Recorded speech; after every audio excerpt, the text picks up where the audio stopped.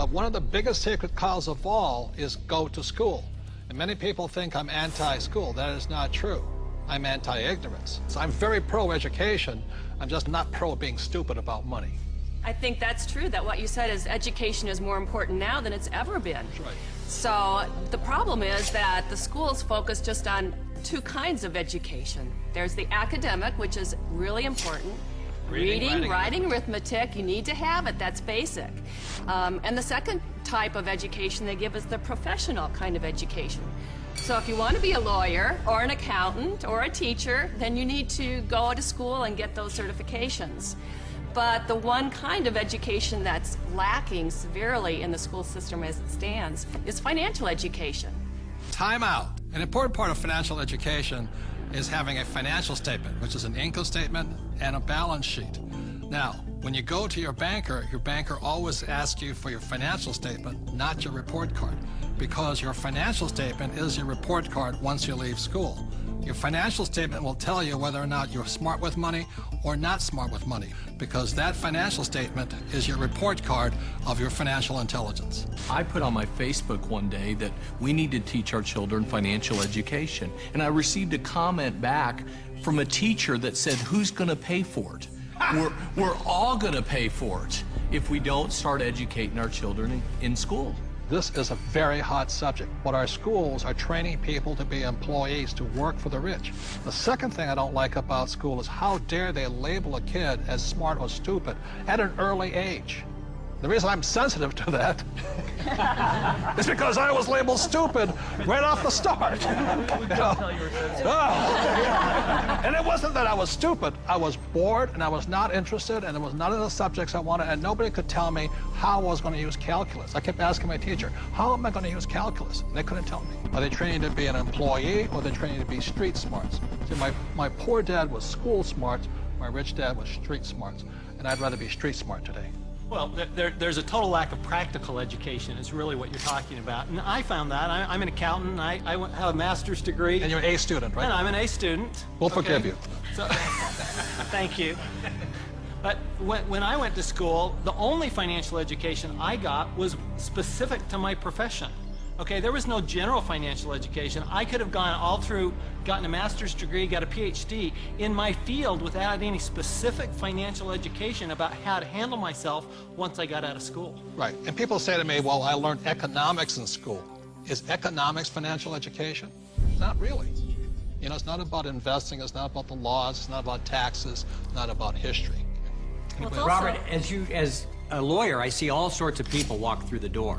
And some are highly educated, and some have no education at all, but like you said, they're street smart.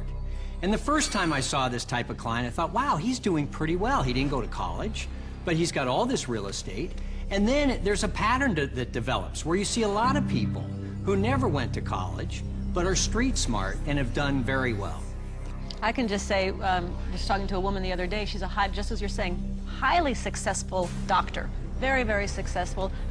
Medical doctor, very smart in so many ways, but when we were talking, she finally looked at me and she said, oh my God, she goes, I have not a clue about my money. She's 45 years old, not a clue. And you think that because they're successful, they know something about money. But so many people don't, because so many of us haven't had the education. School puts us in a culture of dependence. We depend on three things. We depend on a corporation to take care of us, or we depend on government to take care of us. And the scary one, I think, is we depend on institutions. You know, the people we run our 401ks to take care of us. Stock market. And we put ourselves, we rob ourselves of the independence to think freely as entrepreneurs or investors, and we just become dependent on those three entities. And it's brutal. And Mr. Maloney, you never finished school, did you? No. I failed school, but more than that, school failed me. I was dyslexic. They didn't know what it was back then, but basically, I was just like you, bored stiff. I got put in all the remedial classes, so I was in with the dumb kids, basically. They weren't teaching me anything I wanted to learn or anything that I would ever use in my lifetime. And the reason I bring up Michael, most people agree he's probably the smartest guy on this team. And the problem was, again, was Anita says, there's three kinds of education. There's academic, reading, writing, arithmetic. There's professional, become a doctor, a lawyer, in my case, a pilot. And number three is financial. But Michael was put back because of academics, because you can't read, right? Right. So how did you learn how to read?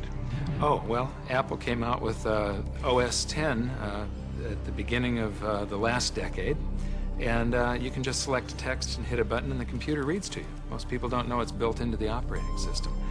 But more, I developed a passion for global finance and economics, and monetary history especially. And passion drives you. Now we can't shut him up anymore. So I'm going to blame Apple for that. School's a solo game. I didn't do well in school. I did very well in sports. And in sports, you learn to compete. You learn to deal with pressure, teams, goals. And school is more so individually. I'm competing against everybody, and teamwork is cheating in school.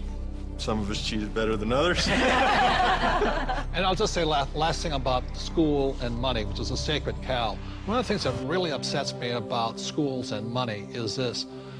In America, schools are based upon real estate tax. In other words, if you come from a rich neighborhood, the real estate tax pays for better schools. If you're from a poor neighborhood, you get less money. So anytime somebody tells me schooling is about being fair, that is, when I look at the numbers side of it, is if you're poor, you're getting the worst possible education. And to me, that is cruelty. So how does a person learn about money? How does a person increase their financial intelligence? This diagram, called the cone of learning, provides some interesting clues. The cone of learning was created by an educational researcher named Mr. Dale in 1969. And what he found is that the worst way to learn is by reading or listening to a lecture. And the best way to learn is at the top, which is simulations or games, and then doing the real thing. The interesting thing is my poor dad, who was good at school, thought that reading and lecture was the best way to learn. My rich dad taught me to be a rich man at the top of the cone. He taught me using the game Monopoly. You know, 4 greenhouses, 1 red hotel. 4 greenhouses, 1 red hotel. And then we went out and did the real thing. So one of the ways, if you want to learn without much risk, is by simulations, play games. The reason my wife and I created the cash flow game was so that you could play and learn physically, mentally, emotionally, but make a lot of mistakes with play money. So how many people in this room have made financial mistakes? You know, the only thing we were ever taught was maybe how to balance a checkbook, how to have a savings account, those basics. Financial education is like learning another language. Yeah. You know, when you learn real estate, it's a different language than stocks. It's a different than entrepreneurship or commodities, oil or gold.